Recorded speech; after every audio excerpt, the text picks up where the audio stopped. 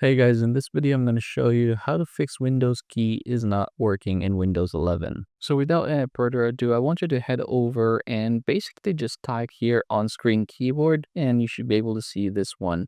So the first thing that you're going to do is click the function key and then the Windows key, and that should be good enough.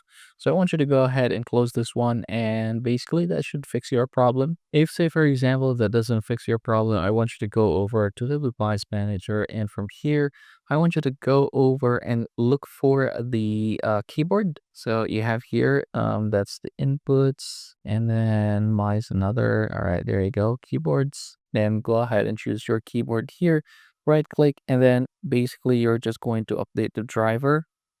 And yeah, just making sure that both of these are updated. All right, there you go. So no worries in there. The third step is we're going to proceed with this one. So I want you to go over and basically go ahead, type here filter keys, and then you're going to open this, go back to keyboard, and you have here filter key. As you can see, it's turned off. So you have to make sure that yours is also turned off. And yeah, basically that's how you're going to fix your Windows key if it's not working in your Windows 11 PC.